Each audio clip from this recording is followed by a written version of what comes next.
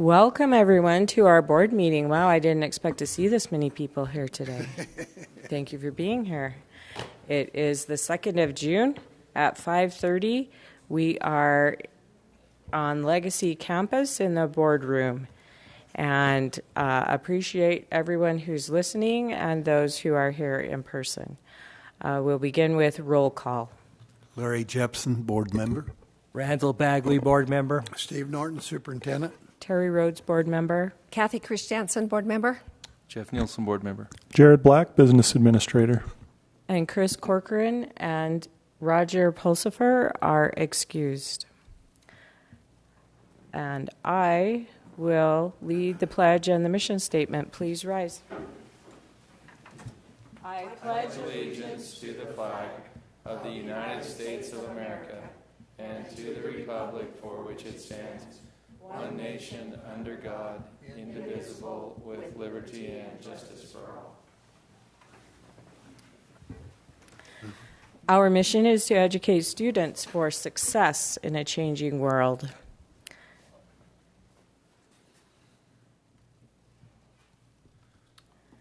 No public input this evening requested, so we'll move on to our reports agenda. And we will up first have Robin Clement presenting a report on preparing parents to help students.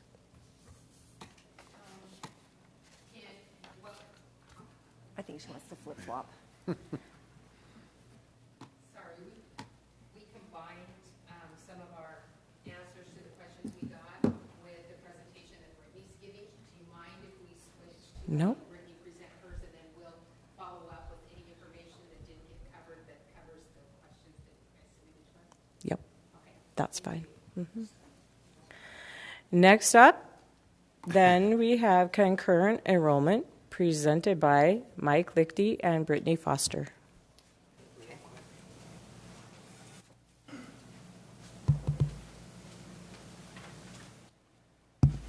It is on. Brittany's going to give the main presentation on concurrent enrollment. I'm just starting it off because I've had the opportunity to work with concurrent enrollment the last 15 or so years with the district, and I just wanted to start off by saying that the concurrent enrollment program on our district is big and it's strong.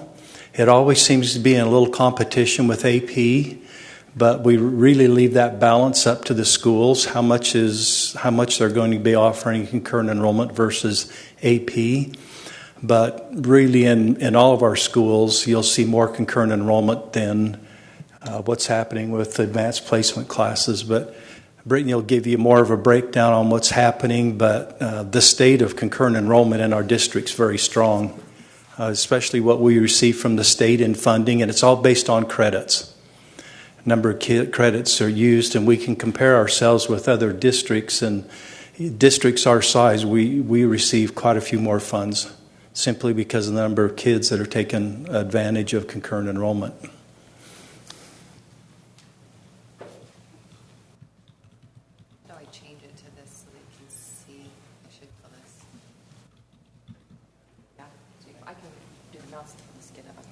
Screens. Can you guys see what's on there? Okay.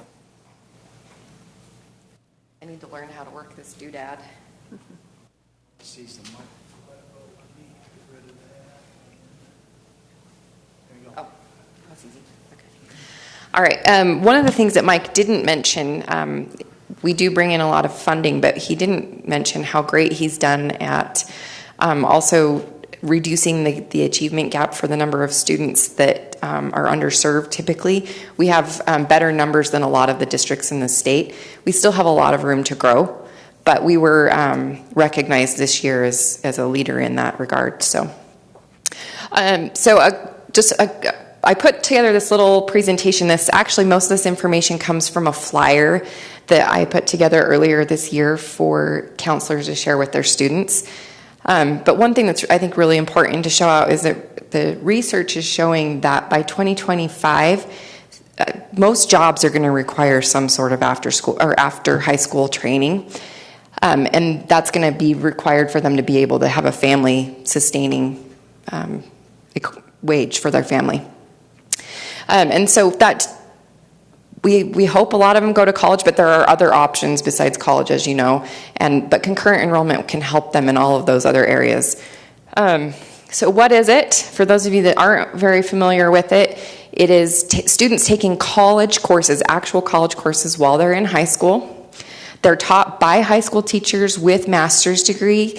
There's a few instances where we might have broadcast courses that are taught by an adjunct professor, or the adjunct professor comes to the high school, but most of them are taught by Cache County School District teachers who have a master's degree. But they're teaching the content that's designed by the university. The university decides and approves who is able to teach those classes. So a teacher can't just say, I want to teach that. They have to submit a resume, and they have to show that they're qualified to teach those classes. We would love to see more of our teachers being able to teach, but we're kind of limited by what USU will approve. The grade in concurrent enrollment goes on both the high school transcript and the college transcript, so it shows up in both places. One of the unique things about concurrent enrollment is if a student takes a concurrent enrollment class in high school, they don't have the opportunity to retake it in college and replace the grade. So we tread lightly when we let students take concurrent enrollment, because it is a permanent fixture on their transcript when they get to college. The courses are a one-trimester course, and they provide introductory level college material, so what a college student coming in as a freshman or a sophomore might take. And the best part is the credit is transferable between all USHE institutions in the state.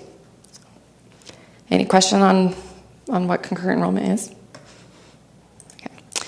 Okay. So the cost for students, there is a one-time admission fee. They do have to pay this to the university, just the one time. At USU it's $50, at Weber State it's $30.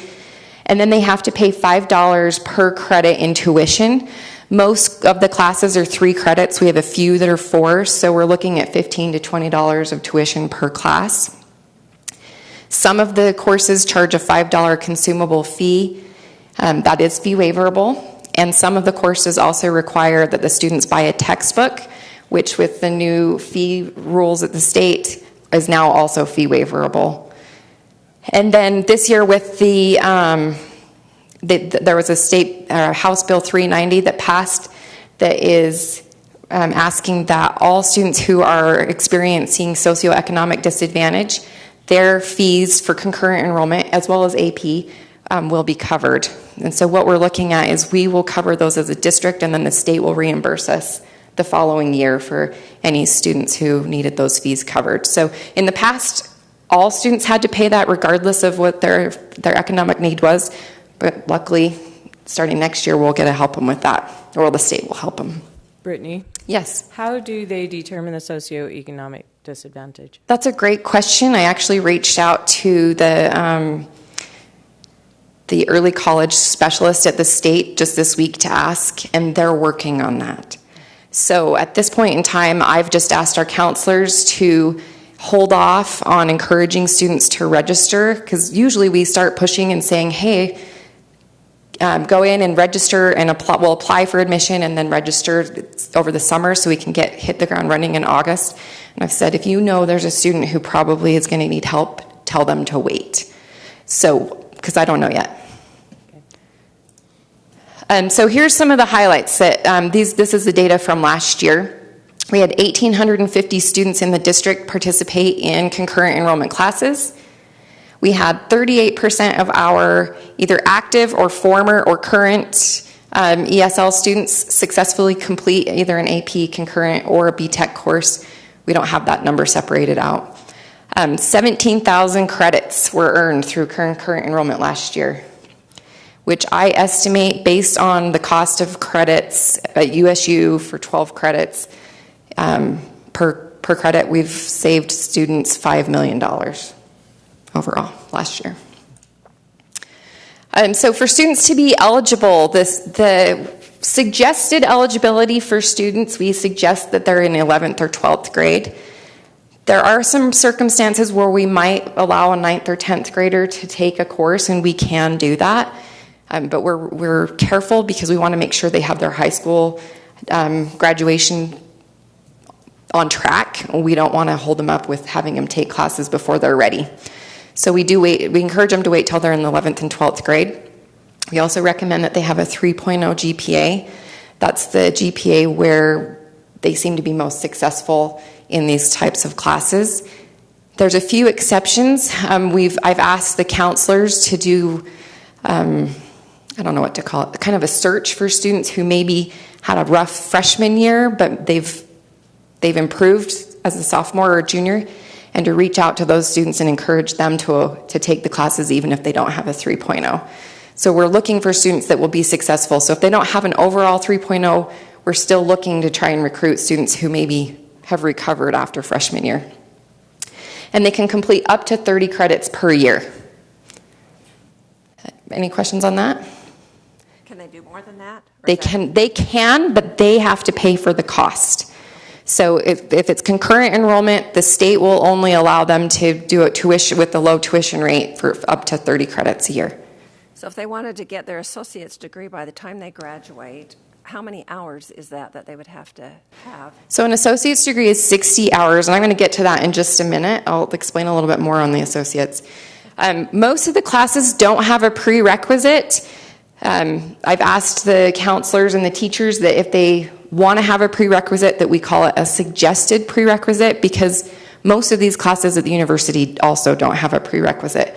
So we shouldn't have those barriers for students. That being said, the university has a few. Those are math and English specific. And then also for foreign language, for those bridge classes, they have to be ready for those. So one of the questions that Kathy had asked was, how do students start to become aware of this? So they start with a PCCR, which is a plan for career and college and career readiness, when they're in middle school, and that's when they start to learn about concurrent enrollment. I've created a flyer that hopefully all the middle school counselors are giving to students that explains to them what concurrent enrollment is, so they can kind of have it in the back of their mind, and also so they can be prepared to have that 3.0 GPA. They're getting ready by the time they're a junior to take those classes. I have a question. In middle school, do they create the PCCR with a personal visit to a counselor? Yes. Okay. Yep. So when they get to the high school, we push it a little bit, a lot heavier.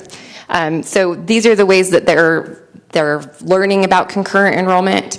And I'm sure there's even more. I forgot to add teachers on here because teachers are a huge push. But they're looking at what they want to do for college or for career, and then they're saying, okay, well, here's some of the classes you might want to take that are going to get you there. Here's the concurrent enrollment classes that you might have to take in college. Let's see how we can work those in your plan. Some of the schools have a concurrent enrollment coordinator. Well, they all have someone, but who helps to make sure that students get registered for their classes, because they do have to apply first with the university and then they have to register with the university. So all the schools have someone at the school who's making sure they've done that and checking in with them. Some schools have a facilitator that facilitates the broadcast classes that kind of watches that a little bit more closely and will call them in to train them how to do it. I know Ridgeline has one of the teachers is really good at pulling them in and showing them how to register. But also their concurrent enrollment teachers really help them to make sure they're getting enrolled in the classes through the university. Each of the high schools also has a college access advisor. This is paid for through a program with the state level. And the college access advisor is helping to recruit and inform students about concurrent enrollment, also helping to prepare them for college in general after high school. How many do we have of those? We have 4, one at each high school. Okay. And then we also have 4 Gear Up advisors, and the Gear Up program is targeted to students who are socioeconomically disadvantaged. And so they do have to qualify for that based on their income. They experience mentoring, tutoring, lots of workshops, college tours, FAFSA completion help, all at the school level. The Gear Up advisor helps those students. So these are all, and then of course there's the teachers. The teachers are a huge part of this too. Do they use the FAFSA to determine socioeconomic need? No, because we don't actually get the FAFSA goes straight to the federal government, so that isn't something that we can use. Some of the students have opted into sharing their information with their counselors. They can opt in to share that I am socioeconomically disadvantaged, but not all of them have. So we are going to have to figure out a way to identify those students, and that's what I'm hoping I can get some more information from that early college specialist at the state. So he's hoping to work on some sort of a database, but I don't know what that's going to look like. So earning an associate's degree. So what we do at the high school is we focus on helping students to get some of their general education requirements done through concurrent enrollment. We do not encourage associate's degrees, and that's because the university doesn't encourage associate's degrees through concurrent enrollment. The reason for that, and I'll show you on this next slide, well, these are all of the courses that are offered through concurrent enrollment in our district. They're not all offered at every school, but they're offered, most of them are offered at every school. Not all of these courses are courses that students are going to need. So if they took all of these courses, they would end up with credits that aren't going to put them any closer to a degree. They're just college credits. So the universities have said, encourage your students to take the classes that are going to align with their career and college goals, but let the associate's degree come from us once they get here.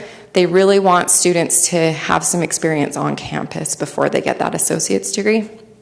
In fact, if a student wants to get an associate's degree while they're in high school, the university requires that they come up and have a meeting with an advisor at USU. I talked to a couple of counselors who have sent students to the university, and they've come back and said, never mind, I don't want to do that. One of the reasons being, if they want to earn an associate's degree while they're in high school, 30% of the credits have to come from non-concurrent enrollment classes, which is quite pricey, because they're not taking 12 credits at a time. They're taking a class here, a class there, and so they're paying a little bit more per class. BTech offers some great stackable programs where a student can get a certificate there and then use that to stack towards an associate's when they get to USU. And that's a great option for students. We haven't had very many students take advantage of that yet because it's fairly new. But students who do that can get an associate's in about 6 months after they graduate from high school. So that's a great option for students who want to go the associate's route.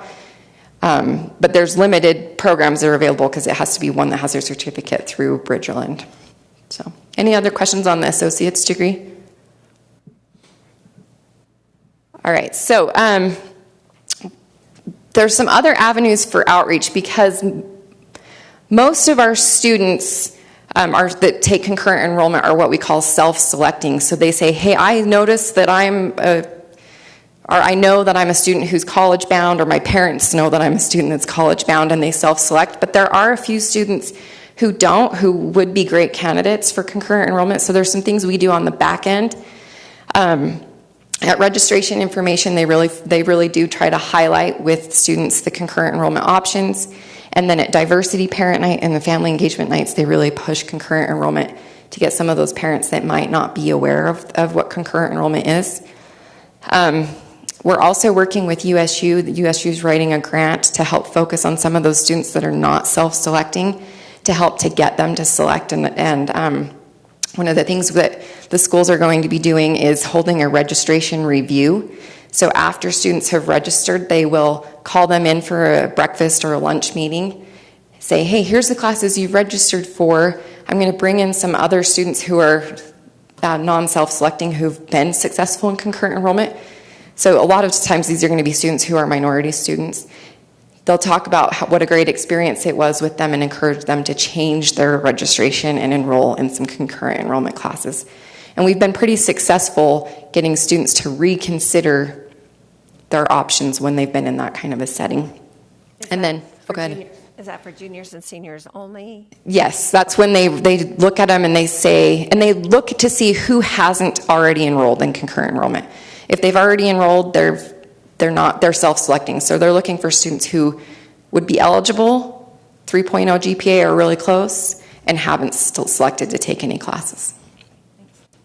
And then, of course, teacher recruitment. A lot of teachers will reach out to students they've had in other classes and say, hey, come take this class. This would be good for you. So, any other questions about concurrent enrollment? All right, so do you guys want to? Got one real yes. quick. I probably should know this, but how is concurrent enrollment classes different from AP classes? That's a great question. So concurrent enrollment classes are the actual college class. They're designed by the university, and they're only one trimester, and they're considered entry level, for freshmen and sophomores. AP are also entry level, but they go into a lot more depth. So typically it's a class that goes all year long rather than for one trimester. And those are going to be classes for students who are really interested in a subject area. So if I hate history, I'm probably not going to take AP US history, but I might take History 1700 because it's only one trimester. So AP is typically for a full year. There's a few that are just for 2 trimesters. It goes into a lot more depth. It's a lot more rigorous. It used to be that they got a few more credits than they did with concurrent enrollment, although the state has realigned how the credits have been awarded for AP, and now it's not nearly as many as it used to be. Most of them are only 3 credits. A few of them are 6. So, thank you for all of your information. I appreciate this. The two things I was concerned about was, are they getting information when they're freshmen so they can plan towards that? Yeah, we're hoping they're getting it at the middle school. And having just had an 8th grader, and I went to his PCCR, I got my flyer, so I was like, oh, this is working. Oh, good. Good. So yeah, they are starting to get students thinking about it at middle school, because really they need to hit the ground running as a freshman so that they can have that GPA and be prepared to take those classes when they're a junior and a senior. And my other question is, okay, so if the counselors are the ones who are presenting it mostly, would you say, do they have time to do that? They do. They make time. Yeah. That's a big focus for them. They want students to graduate college and career ready, and having a good start on college credits is going to help students to stay in college. It's going to save them a lot of money and save them time. And the other question I had is, have we had any students who have graduated with an associate's degree and saved all of that money? And we've had a few that have graduated with an associate's degree. Now, whether or not they save a lot of money, they're saving money. But one of the things that the university has noticed from students who graduate with an associate's, and this is why they don't encourage it, is certain majors require certain general education classes. And so I might have an associate's, but I don't have the gen ed that my bachelor's degree requires. So they end up having to take additional credits that, had they waited, they wouldn't have had to take when they'd been in college. I think you answered every question I had. Okay. So they've got some answers for you. Here together, since we're talking about this whole spectrum in the secondary. So People who are out. Oh, sorry. Okay. So as you can see up here, that we do have the family engagement nights and the parent diversity nights. We have outside people who come in and help us with those, just talk about scholarships.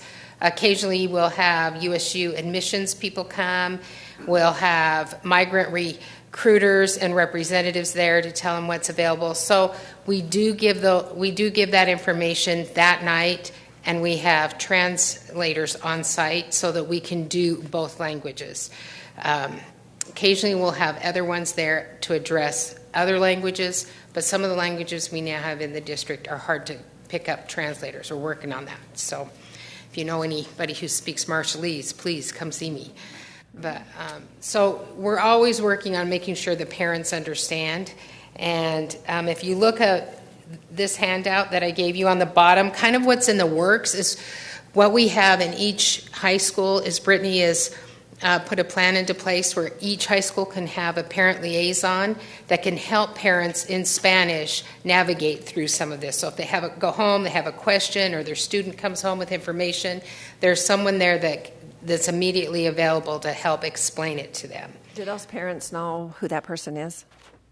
So that program starts next year. Okay. So They will. only one high school currently has one, and yes, they know who that person is. We have one at the district, And she has her own phone number. She usually works 8 to 8:30, so she'll pick up questions that are in the evening for parents who work. She helps with registration. She helps with explanation. She helps navigating Power School.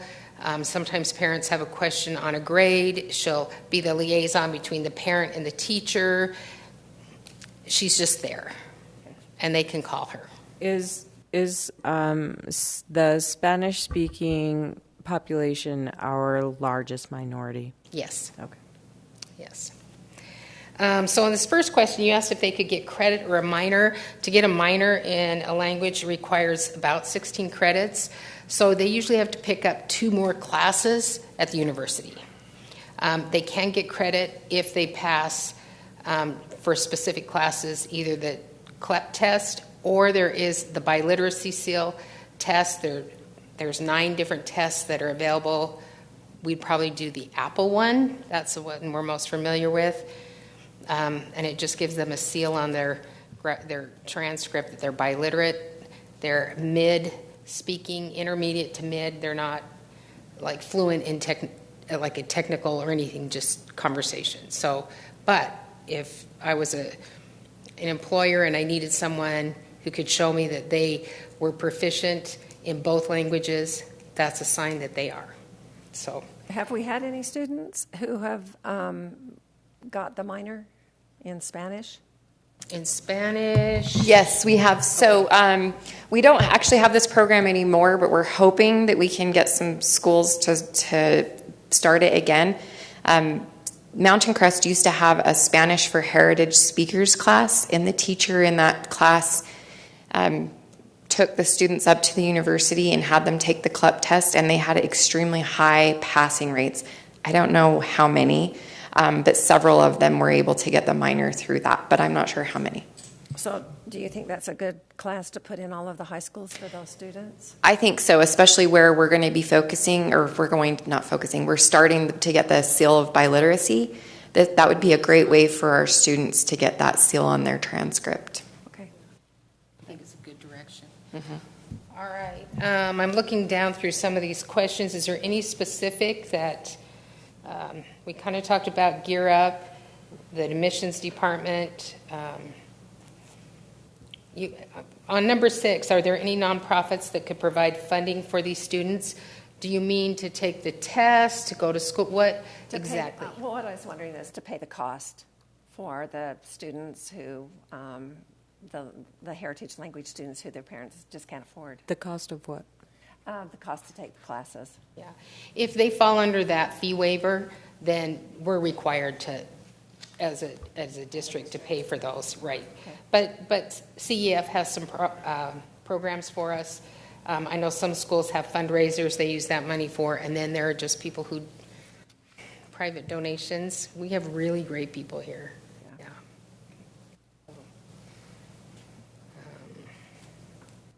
I know if you'll just look over that real quick and see if we, or what other questions might you have that you don't want to look over this, but you're just curious or you want to know about? I think you've answered all of mine, so I appreciate that. I know it's not fun to have to come to one extra meeting after a long year, but I was excited to show off how great our concurrent enrollment program is. happy to hear about that too, because I didn't know much about it. It's nice to really. share our goals with you, so that you kind of know what we're going to be putting in place, what we've put in place in the past, and really looking down the future to see if we can't build this up. So that's our goal. So next year's diplomas should have biliteracy seals on them. If a student has earned it, yes. Do you want to talk about biliteracy? Yeah. Because it's new, so I don't know how many students will do it. But yeah, we don't know either, but they have to qualify with intermediate mid in both English and another language to get the seal of biliteracy. So those who speak English, yeah, you do have, I think in the packet, acceptable evidence. So what we plan to do is we plan to look at all of our dual immersion students who take the Apple, and then all of our multi-language learners who have taken the WIDA or other tests that would qualify. so that we can already see who qualifies and reach out to them and ask them to apply, and also help any others that we feel have not, been given those opportunities to take those tests and help them take them. So I think we have the potential of having quite a few students in the future. You're the first year? for that? Next year we will implement it, yeah, exactly, The yeah. cost on that's $40. It's not, Oh, you might tell them.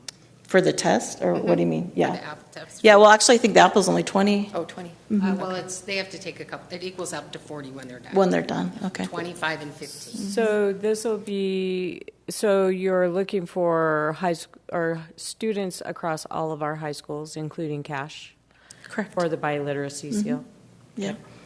Yeah, anyone in grades 9 through 12 who qualifies in those years can graduate with it. We talked today about, we're working on a little flyer that teachers can hang in their classrooms, specifically ESL teachers, that they can hang to let students know about this seal. And really, we'd like to start seeing that in classrooms when they're in 6th grade, so they can kind of be thinking about it. 6th grade is when a lot of students, well, I shouldn't say a lot, but when many of our students will exit out of WIDA, and that would be a great time for them to know, hey, I'm biliterate, and start working on that seal. Yeah, and I think when we merge our databases with WIDA and Apple, we'll have a good group of kids to approach and to encourage to do that too. So I just wanted to quickly clarify that bridge courses are concurrent enrollment, but they're 3,000 level courses. So Yes, thank you. all the other concurrent enrollment courses are lower division credit, and that's what these kids can CLEP out of. So you're talking about the language bridge course? Exactly, sorry, yeah. But they also have the opportunity then to get 9 credits of 3,000 level upper division, and they're the ones that were only 2 classes short of a minor at Utah State. Do you mind if I make a No, go ahead.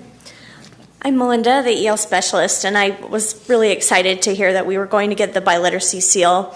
We had 64 students that passed the WIDA test this year in our district, so we will be sure to notify parents that they now have this opportunity as their child goes to high school to earn this seal. And I think it's a great opportunity for these kids to be able to show that they are bilingual and have it be a strength. Rather than a punishment to take this test, an opportunity to show that they have those skills. So I'm excited for this opportunity for our kids. That's great. Thank you so much. No, thank you. It's a Anyone team else? effort, so. Well, you're Anyone great. else have questions for these ladies? Oh, thank you. Thank you so Thanks. much Very impressive. for creating this presentation in such a short period of time. Okay, well, thank you for supporting us.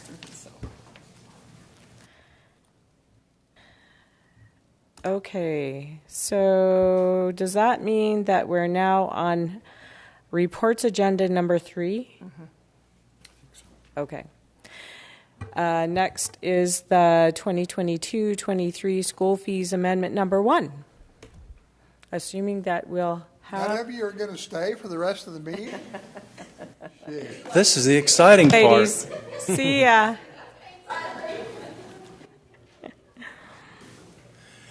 Amendment number 1, we hope it's the only amendment on school fees. But what's making this necessary is we really had to take a real close look at our school fees when it's related to textbooks.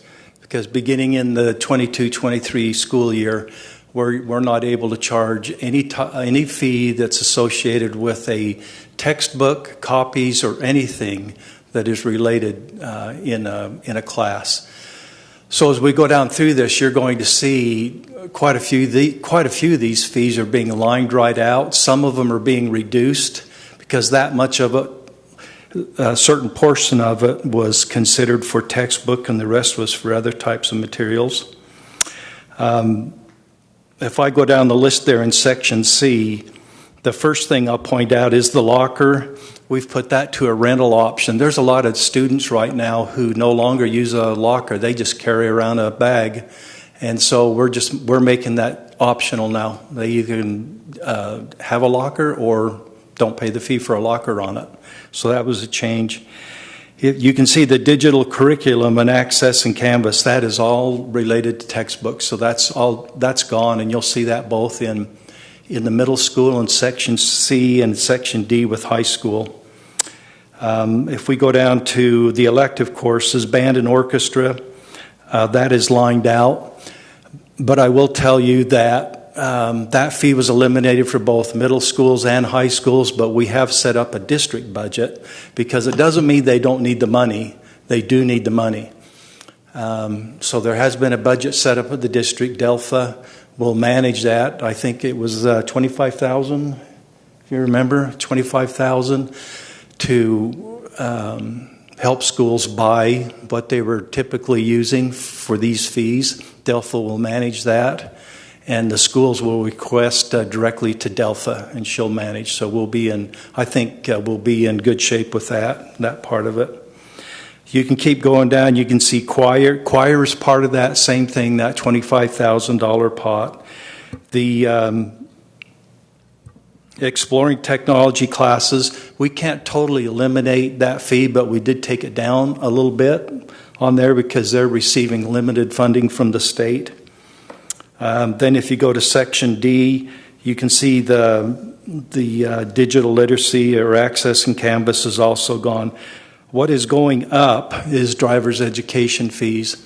And the state actually called and questioned us, saying we actually asked them for a little more money to buy another driver's ed car, and they said as soon as you raise your fees, we'll consider, because according to them, and they compare us to other districts, we're considerably lower than other districts. So, and with the cost of fuel and things going up, we are increasing the driver's ed fees, what we're asking the board to approve. Part of that, though, too, is what's called a scheduler. This is a program that most of the districts in the state are using now. This is where the kids will go online and they don't have to keep contacting a teacher through texting or anything like that. It's an app where they can go in and actually schedule their drives and everything via an app. And it actually costs about $6 a student for this app. But the state is willing to pay for anyone who has a fee waiver on that. They have the money to do that.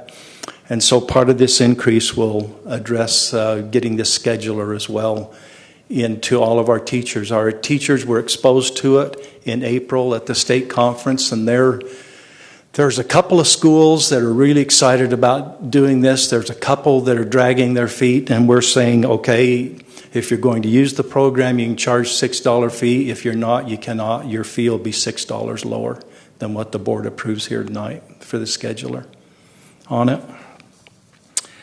The instrument rental is going up for both the middle school and the high school simply to maintain the equipment. The costs have gone up on that. You'll see that one. And then I'm on the second page. You'll see that the first one up there, the APE classes for the fine arts. This is where we're dealing with ceramics. Cost of clay is just going sky high. They've asked for a little bit of an increase on that one. You can see where CTE internships is lined out. We're going to try to not charge any student fee for any CTE class next year. We have enough funds right now that we're just going to try and cover that for a year or two and see how that affects the budget. So you won't see any real CTE fees at all on this schedule. And then if you go down to Section G, Green Canyon is the only school that has the dance company.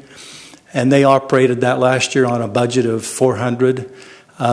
Principal Swenson has asked if that could be raised to $100 because they were really close on making things work. They wanted to do a few more things, but their fee limited them a little bit. So we're asking the board to approve that to $500 rather than $400. So those are the updates on the fees.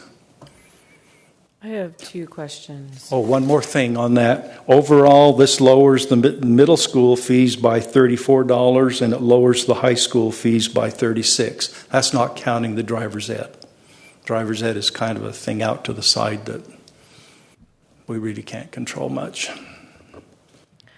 So for both the middle school and high school fees, each section says that these fees are maximum per student per year fees. But it says the maximum does not include instrument rentals. So is the 110 a yearly rental fee or a trimester rental fee? That is usually a yearly because they're in that class, whatever the length of that class is. Okay. If they have to sign up for band, they're usually required to be in it at least 2 trimesters, and that's covering them that for the year. Okay. Mm-hmm. My other question is, do the coaches understand that when they make their list to create these activity fees for sports especially, that they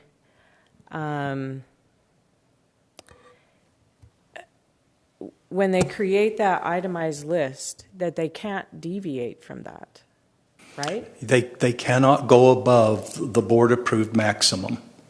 Because I had a parent ask me, and I can't remember which school it was from, but it would be from one of the 2 in the north. Ask me, why can the coach demand that the players it was basketball, demand that the players buy a pair of new basketball shoes and say that it's a part of the fees for the class. And this was like the 3rd or 4th pair that was required for the year when they went into playoffs for something. Yeah. Anyway. And so the only way I can answer that is to be able to pull it up because the coach has to list that on the web. That's what I thought. The fee, it has to be there. And if he did that, then he's out of line with the fee because he cannot do that. Well, that's what I thought, and I was surprised. And so I told the parent, I think that's not appropriate, but I don't know for sure. So if you can give me any more real detail which school it was, we'll check it because the state.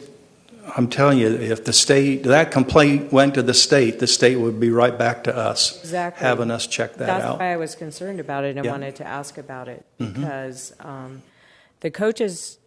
I hope the coaches are trained and understand that they have to live within those budgets. They can't just say at the end of the season, well, it would be really cool if we did this now, and tell all the students or all of the players that they have to buy something new.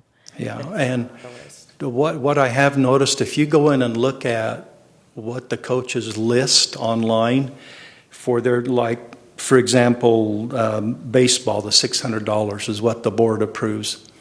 A lot of times when they list everything they have there, it's not $600, it's less than $600, but they still have that gap. They could go to that $600 because that's what you approved, but they can't go over it. Does that mean we should lower these fees? We've been looking at it the last couple of years, trying to get a feel where they're balancing that, and some of those will get lowered because they're not coming to the maximum that the board has approved. Okay. Mm-hmm. I understand that the need for some flexibility when expenses arise that they're not planning on, but then we also create that situation, well, we have this much more that we could require the parents to spend, so we should. And anyway, that's hard. And that's probably for us to get a closer look at how close they're coming to the board-approved maximum, because there's nothing to say that we shouldn't bring it down to what reality really is on that maximum. Okay, thank you. My question is, will our budget absorb all of these extra costs that the students no longer pay without any problem at all? Maybe Jared can answer that one, because he's been right in the middle of that one on these school fees. But no, we're working some things out, because there are some areas that the state realizes that they need to provide some funds to help offset fee waivers. And it came really, it came close to happening, but it didn't happen. But I think you're going to see some funds allocated from the state next year legislature to help districts offset fee waivers. But until then, it's really on the district, because the schools are being held really tight on what they can and cannot do. And then the only place it can fall is back to the district with it. Does their parent group, I can't remember what they're called, for sports? Boosters. Yeah, the boosters. Do they cover some of this through? Yeah, they do. Yeah, they'll help. Jared, were you going to add anything? Just that we are building into our budget in the areas that we're aware of funds that will compensate the schools. An example is what Mike mentioned earlier, the sheet music fee that's going away, and we have built that into our budget for next year.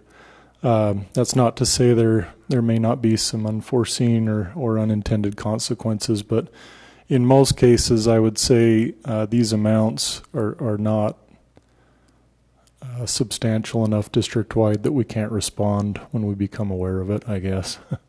So. Would our district ever be open to a donor for those fees, or do we not do that? School. The laws on school fees, yes, donors can do, but they and that happens right now at school levels. Sometimes a donor will step in and say, "I'm going to pay for the bus for this team to go." Okay. Mm-hmm. Right. But then, don't we have, by statute, we now have to try to make that as even as possible across the district, across all of the high schools, don't we? Yeah. Yes. Haven't been brave enough to do that yet. Yeah. You're leaving soon. No. Our schools do a really good job of balancing this school fees thing right now, but it will become more of a challenge for them. Yep. Okay. Thank you. Anyone else have questions for Mike? Thanks, Mike. Thank you. Next up, we have Kurt Jenkins with Student Services Policy Review. I know you're all excited about this, as you should be. We're retiring school food services? I know. Can you believe it? Not us. We're not retiring, but we're retiring that policy. We already have a child nutrition policy, and this doesn't really cover anything that it's not really a policy. It's just information, so we want to retire that one. And it's, what is that? 5,000 support service. I know, but it's 33 years old? 43 years old. No, 30. 33 years yeah. old.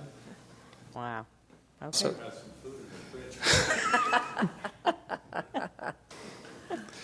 so that's the first one we're asking to retire, that we didn't feel it was necessary. The second one is actually an update on emergency preparedness. The last time that was updated was back in 2002, and we felt, given the circumstances of where we are in the world and many changes that we've had for emergency preparation, that it was time to update that. So is your draft that's attached to board docs on this agenda item, I don't see any redlining or anything in here. So did you just rewrite the whole policy as an update? Pretty much, yes. Okay. Yeah. How old It is was the pretty other one? updated. Oh, outdated. you said 2002, so it's 10 years 20, old. 20. 20. Yeah. School safety hasn't changed at all in 20 years. No. And I don't know if anybody has any questions on either of those two policies. So the third one is actually a new policy on threat assessments that are being used in the school. Threat assessments are done at the school level with multidisciplinary teams whenever a threat is aimed at the school by an individual or individuals. So this is the process involved in the whole whole point of this is to identify and provide a care management plan for kids, because sometimes in some incidents the result of the threat comes from bullying or it could come from lack of some skills or way to to speak rather control anger. So part of the care management is also part of that threat assessment. So this is a new policy. Did our SROs help draft this policy at all? No, they didn't. This is actually comes from, it's modified from the state USBE model policy.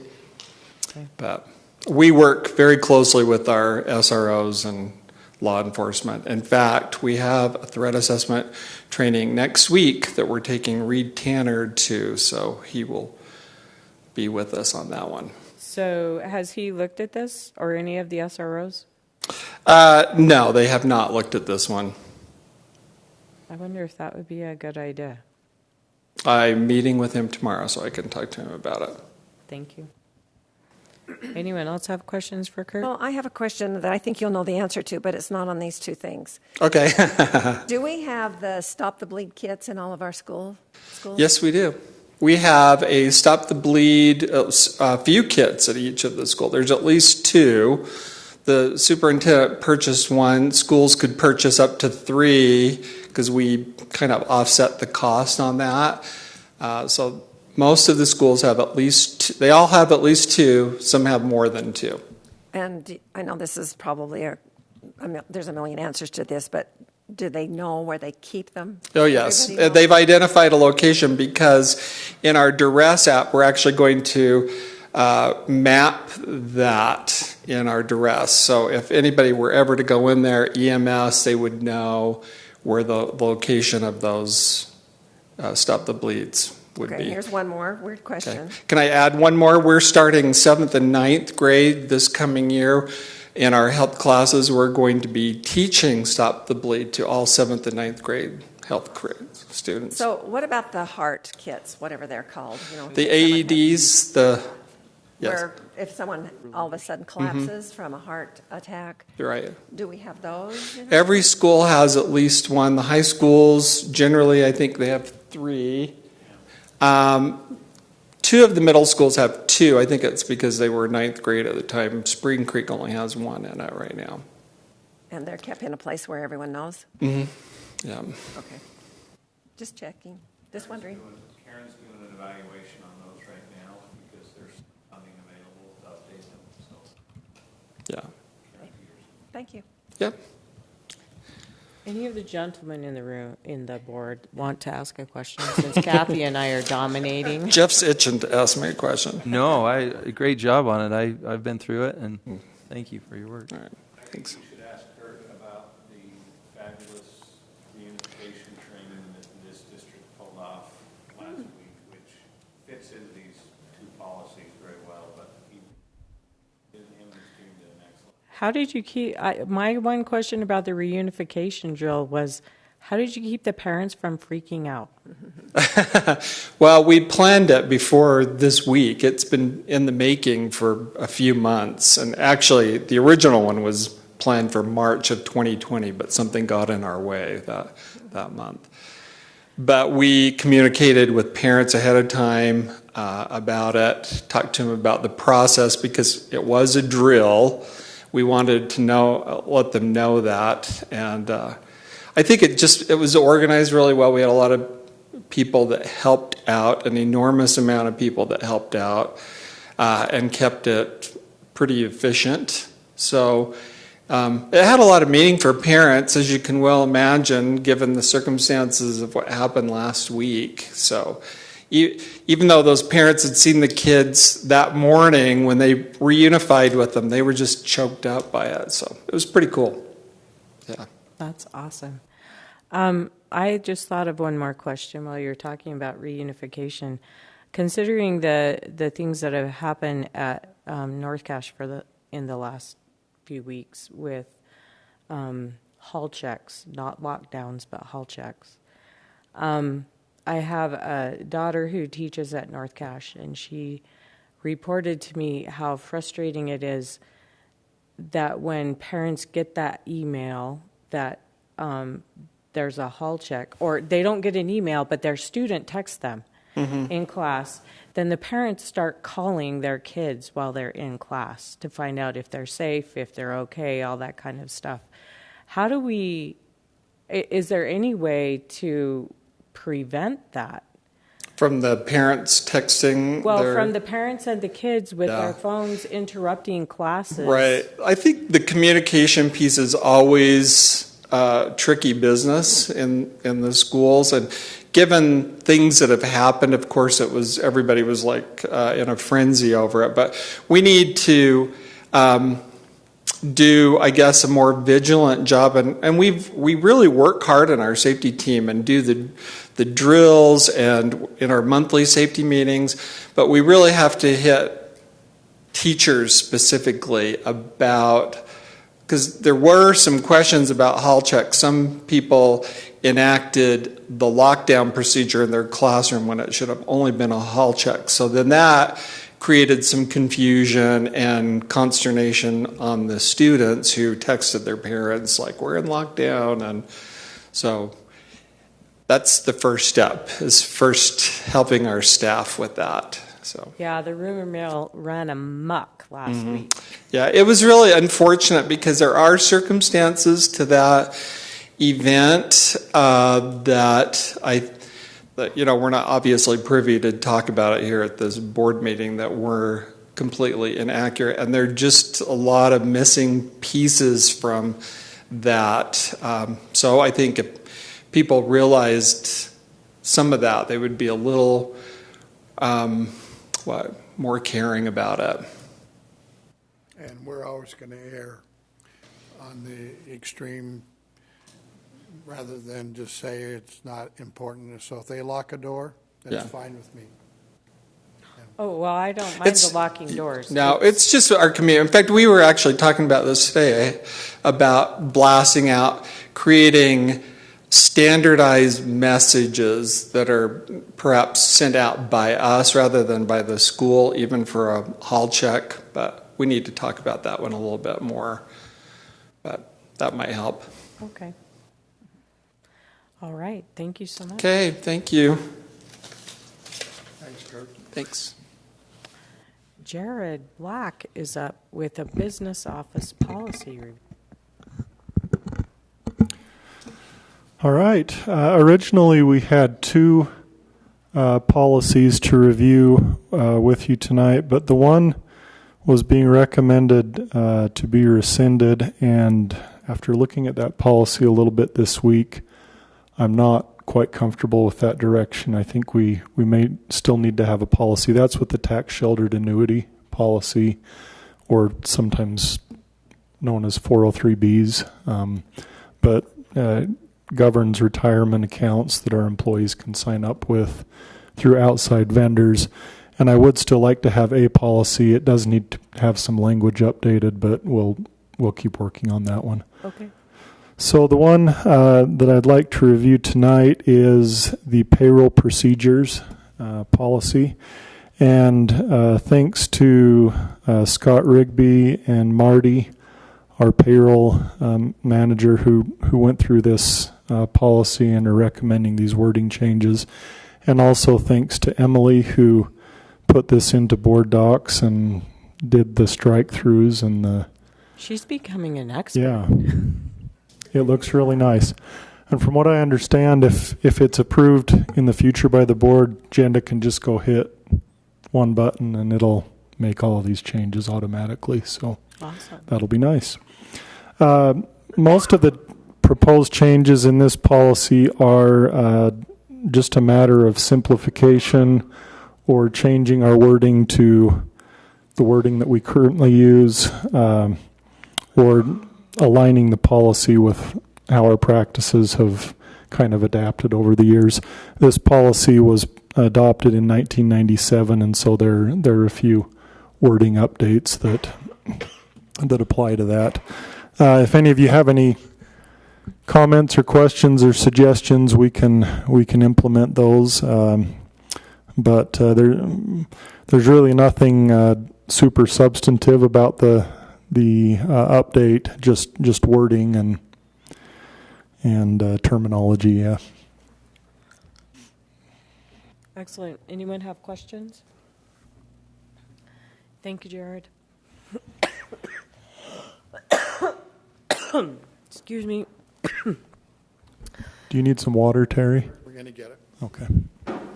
Sorry, something stuck in my throat. Next up, we have negotiation agreements with Cash Education Association, Cash Educational Support Professionals Association, and Administrators Association, presented by Kirk McRae. Thank you. I can tell it's choking you up already. It's not really emotional, and it's really good news. Thank you for letting me come and give you a report on our meetings with our employee associations and our proposals for salary and benefit updates for next year. I will say that we had very productive and very efficient meetings with all three groups. We set a record this year for efficiency with our teacher association. We had one meeting, and that was sufficient for us to share information on the budget and also to give them our proposals for how that budget would be spent to increase compensation and provide ongoing benefits for our employees. I want to say that that's in part to a change in business administrator, but that wouldn't be fair to Dale. Dale was always very supportive, but Jared might be good luck, so it's good to have him on board with us. With all three groups, we, in working with our projected budget for next year, we were able to offer a 5.5% cost of living allowance, or COLA. That is fairly close to the 6% WPU increase that the legislature allocated to us. But the other 0.5% or more would have been used to cover the cost of increased health insurance. And you can see that we do plan to continue with our health insurance coverage through Bind. This new year, that would start on September 1st, would be our third year with them. We have had positive feedback on that. It's not perfect, but we think that it maximizes the value for our employees and provides very good health insurance coverage. It gives them consumer choices. And statistically, compared to our plan that we had previously, which was through UMR, we can show that our employees are spending 50% less out of their pockets for their benefits. And again, that's hard to articulate with employees, but we think that it's a good value and will continue to be so. There is a 9.7% increase to provide that same plan or similar plan next year. We felt comfortable with that. Our insurance committee that represents all three groups as well felt comfortable with that, with a few minor changes that are outlined in there. And then the other part of the agreement with all three would be to maintain the salary schedules, and that includes step increases and lane changes for those who qualify for those. The only distinctions between the three groups is that with our teachers association, we also agreed to a payroll scheduling modification that would be effective for the next year. Currently, we pay our teachers on a 12-month cycle, but they get 3 payroll runs at the end of June to carry them through the summer. Next year, and again, according to their feedback, we will be able to do separate payroll runs for July and August. For some, that makes it easier to budget, and so that was the one additional item that we agreed to with our teachers. And then with our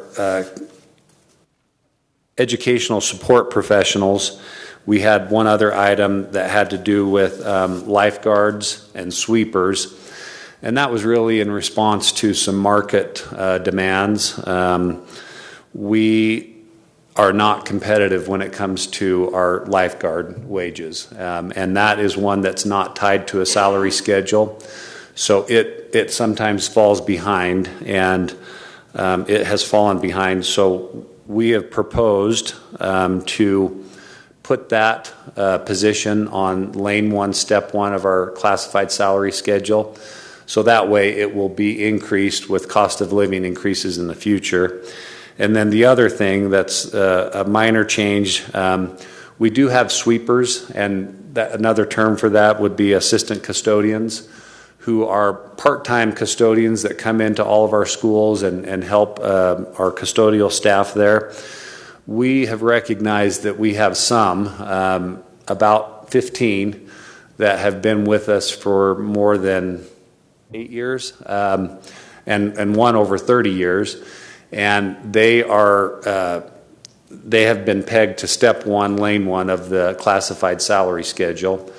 Our association and our custodians have asked that for some of those long-time custodians that they be given a step increase next year as well. So it's not a big impact, but we think that we'd like to recognize that loyalty and dedication. And so those were the two additional things that we agreed to with our educational support professionals. So that is our tentative agreements that we have with all of our employee groups. I will say that all groups have ratified and are in full support of these agreements, and we would ask the board to approve these in 2 weeks when you meet in your next board meeting. So Kirk, on my computer, it's still showing on the support staff that under step lane change, the Cache County Board of Education and the Cache Education Association agreed to the following.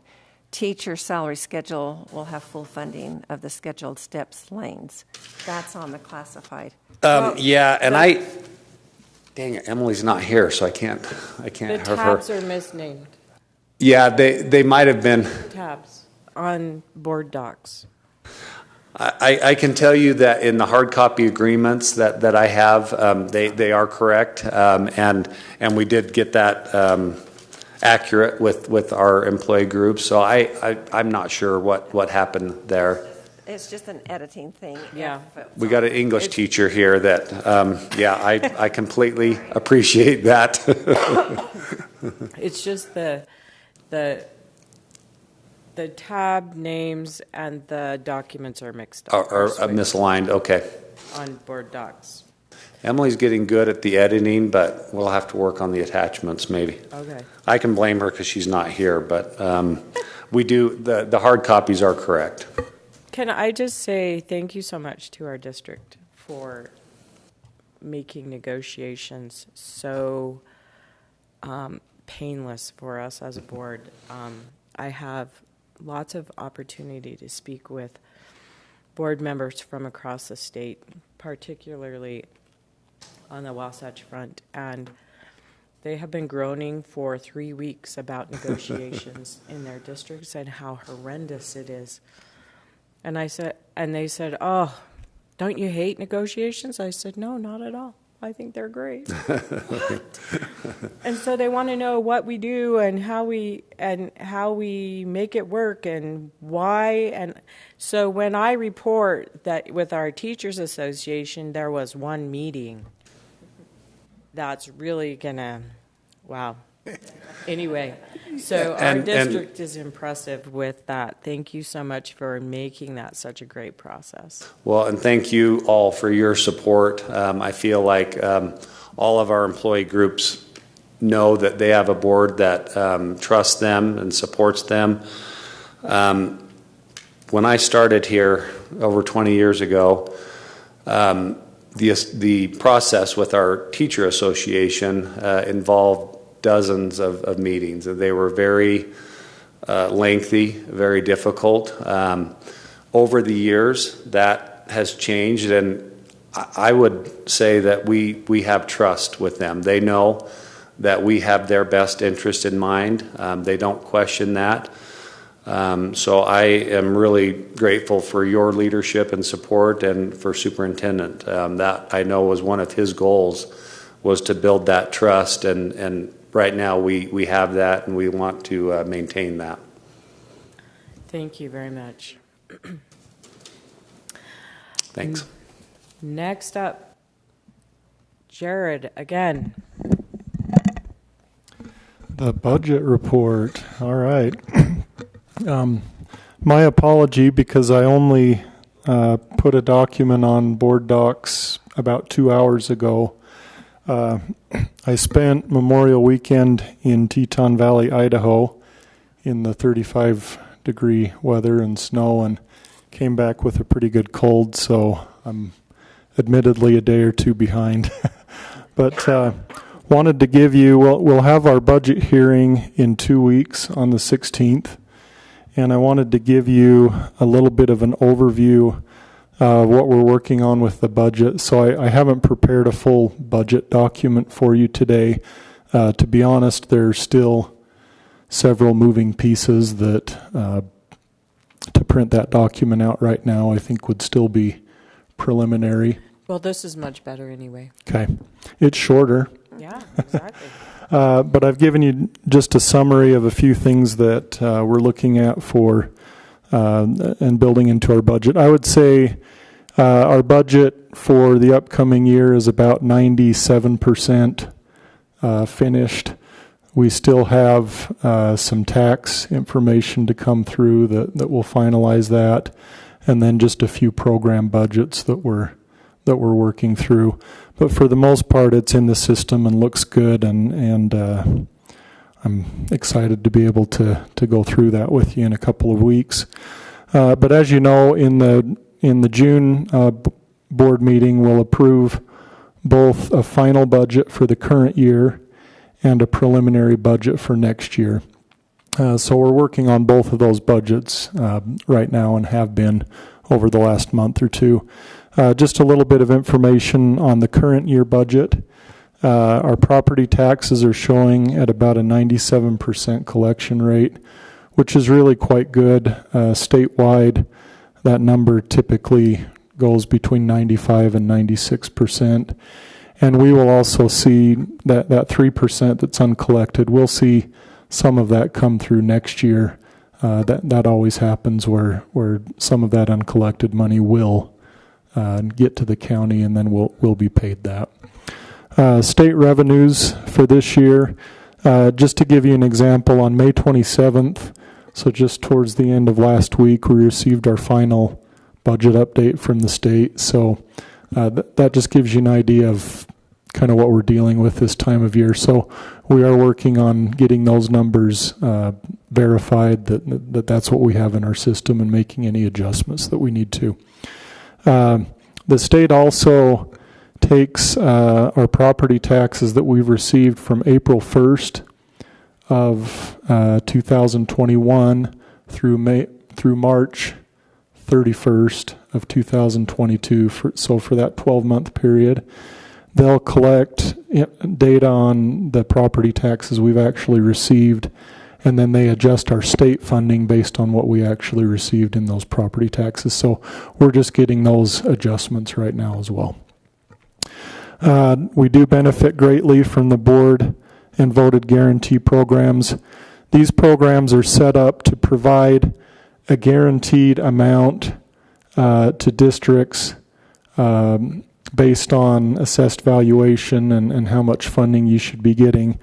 and we receive a good amount of funding from the state through those programs because our district is is a low assessed valuation per student district. And so we should continue to receive those funds. On the federal revenues, just wanted to briefly mention that we have a lot of one-time funding right now with the ESSER and COVID funding.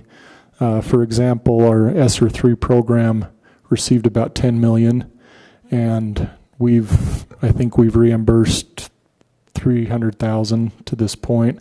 We have a plan to spend that over the next 2 years, but a lot of that money is only spent a little bit this year, and we will carry those funds forward to next year. Our beginning budget was about $248 million. Our current is about $285. That number will probably adjust just a little bit before June 16th. But the more accurate number would be the lower of those two, because the higher number includes, again, all of our carryover and one-time funding.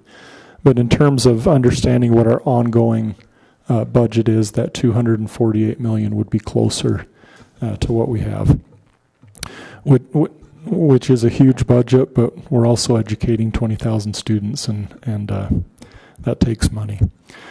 Just for your information, we maintain 9 funds and 130 programs. And just to give a little context to that, every single one of those 130 programs has to be balanced within itself.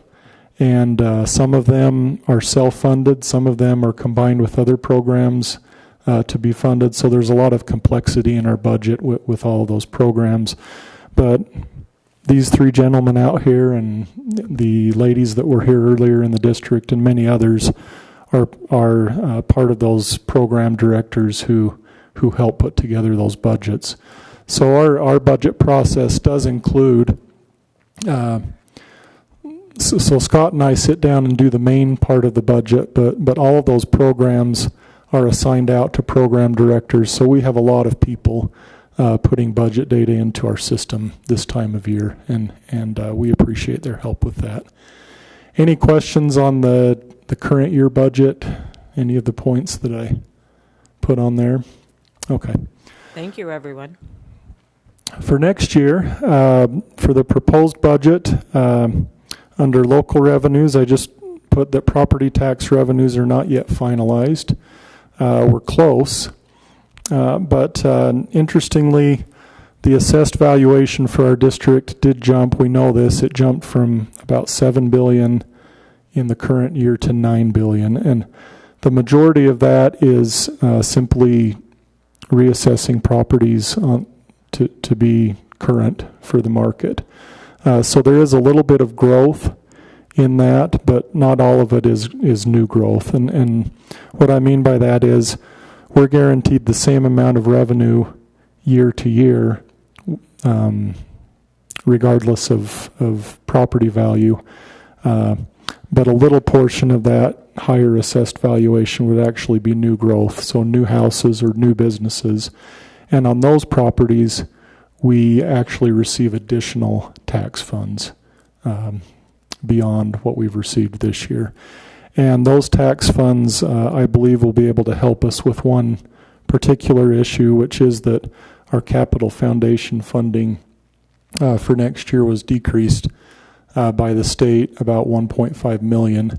That's really the only major problematic thing we have with our budget for next year, is finding a way to replace those funds. But any tax growth that we receive could certainly help in that area. With our state revenues, we have a 6% increase in the WPU, and our total state revenues are about $10 million higher than this year.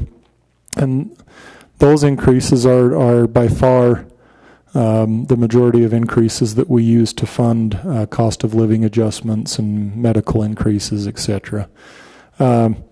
We did receive a fairly good increase in our at-risk funding that Gary manages, and that was due to a formula change that was made a year or two ago, and it's being kind of phased in over a couple of years. And fortunately, we're on the benefiting side of that formula change. I mentioned that we did receive a $1.5 million decrease in our capital foundation funds, and that largely is due to our increased property valuation that I just talked about. But Superintendent and I feel as well it has a little bit to do with the way the formula works, and districts that are taking on online students. The way the formula works is it flows with the student, whether they're online or in person, and so we're hoping that can be adjusted over the next year or two, and that would restore some of that funding to us. We also have a couple of new programs. One is the Educator Professional Time, where each of our educators and school administrators will receive 32 hours of extra paid time for professional development. And then fortunately, we're receiving about $2.4 million in what's called capital and technology funds. And that's one-time funding, but we do feel that we can use that to fill that gap that we have from the capital foundation funding going down. So it's good timing that we received that. Federal funding, no significant changes other than recognizing that all of our COVID funding is one time, and so we have to be careful with how we spend that out and plan that out since it'll be going away. Just a few assumptions that we're using in building our budget for next year. The cost of living increase is 5.5%. Kirk mentioned that the medical increase is 9.7%. We're funding approximately 27 new teacher FTEs, and that's to account for student growth. No retirement or workers' comp rate increases, and then I've included our indirect cost rates. Those are the rates that are charged to programs to help pay for the supplementary services that are given to those programs. So those are built into the program budgets. Any questions? I have one. In state statute, within the last couple of years, there was created a statute that allows elderly folks and low socioeconomic folks to defer property tax. How does that fit into the 97% collection rate? Does the 3% include the deferred property taxes, or is that not even seen here? It's a great question, and the truth is I don't know. My guess is that they would not be including formal deferrals in the uncollected rate, because the purpose of that rate is really to show how much out of what was being expected was collected. But I'll see if I can find that out and let you know. So you would assume that because the formal deferrals are not expected income for us as property tax, that they would not be included in what they're reporting to us. That's my assumption, and I can check with the lady at the county that we're working with on our tax rates. I'm sure she'd know. Okay, thank you. I have a question too. Is there any way we can set out a message to the people that we're not raising their property taxes, that is coming from the county? Well, my expectation actually is that our property tax rate will go down. Really? In fact, I'm certain it will. It will because of the higher property values. Well, even for those communities that it's raised because the value of their property is worth more now. The rate goes down, but the value goes up. So that's where they misunderstand that. We're not increasing our rate, but their house was valued higher, and that's what's increasing their rate. Well, that's the message I'm wondering. How do you ever get that out, or can't we do that? We probably could. I don't know. There is, whenever we do an actual tax rate increase or tax increase, we have to publicize with very specific language the effect of that increase on an average household in the county. I don't know what message we'd use, but I would think when most people look at their tax notice, it's going to show all of the rates, and it's going to show all of the prior rates, and I would think they could see that it's gone down actually. But all other things being equal, if we're not going through truth in taxation, which I'm not expecting that we would this year, the amount that somebody's paying should not be going up. Even if their property is assessed for more value this year? Right, because the rate will go down. They'll have a tax increase. And, I mean, the total amount of taxes. and it has nothing to do with anything that we've done. I know. We can always show that the levy's been going down, the amount we levy, but they don't care. If the taxes went up, and we are the number one highest percentage on the list, and so they just naturally, we get, but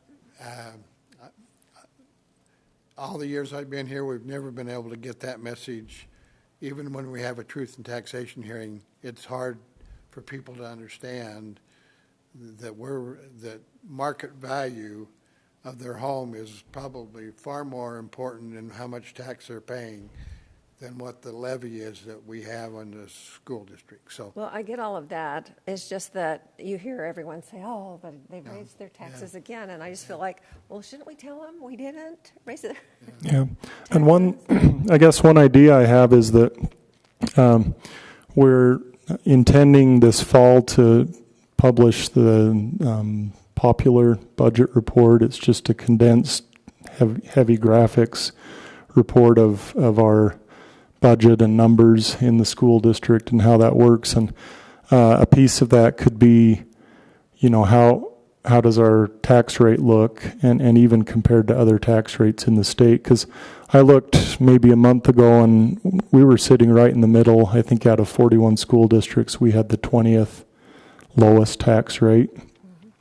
And for a district that is bonding and growing, that's pretty exceptional, because most districts that are in that state would be right at the top of tax rates. So I think there's some good talking points, but we could put something like that in that report that would go out. Could it be put on our website? Can we put it on the banner that goes across the top? Yeah, just something so it's there. We did not raise your taxes this year. Just wondering. Yeah. All right. I don't know if that. the Tooele School District is a pretty good example. They've done a lot of building too. And if you look where they stand in relationship to the tax rate that their people are paying, I'm sure they're in the top 5 or 10 for sure. And their market value is like ours. So when Jared tells you that being right in the middle of the pack on what our tax rate is, and having the bonded indebtedness that we have, it's simply amazing. It really is. But boy, that's hard to convey, and we'll see what we can do. I just think educating people, because until I was on the board, I'd look at it and go, what? Yeah. They've raised my taxes again? Yeah. So if people are kind of like I am with money, budgets and things, they're probably thinking the same thing.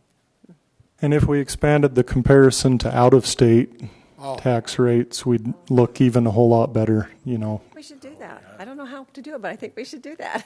I think the report that Jared's proposing to do with graphics and illustrations will be really helpful.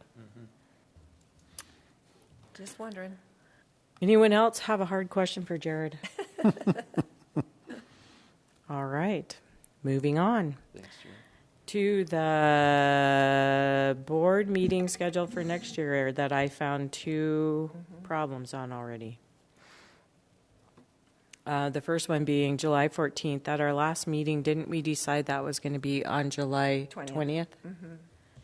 And are we meeting on July 7th or just that one meeting? Just the one meeting in July on the 20th. And we're all coming to dinner at your house after? Yep. Okay. And then August 11th is not the board retreat. Nope. And then the other one, October 13th, I think is the meeting, not the 6th, because of the fall. Let's see. No, No, that's right. that's right. That one's right. Okay. The other one is January 5th is the first night of the USBA annual conference. Oh. Yes, we won't. So that will need to be moved. To the 12th. Yes. And do we want to leave the December 15th meeting on there, even though we usually only have one meeting in December? Any thoughts? I like to leave it on just in case we need it, and we can always cancel it Cancel later it, on. Okay. Yeah, last year we All right. canceled it really fast. Sometimes they're just, I know usually we don't, but if we needed it, it would be nice to have it there and then. Okay. So I'm delivering cookies to the district office tomorrow, and I gave Emily a copy of this with the changes I thought. Do you want to send her it, or should I just give her this with the new ones on Just it? give her that. Did you fix Okay. the January one? Yes. So it's the 12th, not the 5th. Yes. Okay. And you fixed the July one, right? Yes, July 20th, Okay. and no August 11th. Yeah. October 13th 's okay, or October 6th to the 13th, Yes. and leave December 15th and change January 12th. Yep. Okay. Okay. Thank you. Okay. Anyone else have questions about the board meeting schedule? Comments? Board meeting reports is blank on board docs. Anyone have a report? No, I'll be sending out the information on the evaluations here in the next, either tomorrow or Saturday, so. Okay. Thank you. Anyone else? On the board president report, I went through, so the background of this policy, you heard Kurt review his policy and Jared review his policy. We're just following up with things that we were assigned by the policy committee. And one of my assignments was to go through the meetings of the Board of Education policy, because now by statute, the state is allowing us to vote, which we have done erroneously in the past. In the past, it was not legal to vote. You couldn't count people joining remotely for quorum numbers. So I took, if you look on this attached policy, it's all exactly the same as it was. And the legislature says now that if we create policy that allows members joining remotely in an electronic meeting to be counted present for determining a quorum for voting, then we can count their votes. But we have to have the policy before we do that, before we can do that. So that's what the point of these green lines is for. I actually took it right out of the legislature's own bill, allowing them to do the same thing, and change some words. So, but specifically, I wondered if in the middle part under Section J, there's some wording about the member's attire and appearance have to be consistent with attire and appearance that would be expected if the member were attending the meeting in person, meaning that when Jeff goes to Hawaii, he can't join us in his swimming suit. Yeah. For instance, or that there's another one, may not attend a meeting by electronic means on K, while engaging in any activity that would be abnormal or prohibited if the member were attending the meeting in person, including operating a motor vehicle. Do you want to leave sections J and K in, or do you want to take those out? Those were the ones that I really wanted to know if you, whatever, I mean, so you have the background, why we need this piece, so that we can vote should we need to have an electronic meeting and have voting in the meeting. This, I don't think will, well, I can't say ever, because who knows when the next pandemic will hit, right? But at least then we're covered so that we can have meetings and vote electronically. But anyway, so I'm just asking you about this language in the green. I'd remove J and K. That's what I would too. Yeah. Okay. Anything else? Remove J and K. Everything else look okay? I mean, since this is our policy and represents us, I just want to make sure that you're all in agreement. If I'm in Nebraska sitting in a goose blind, that would disqualify me.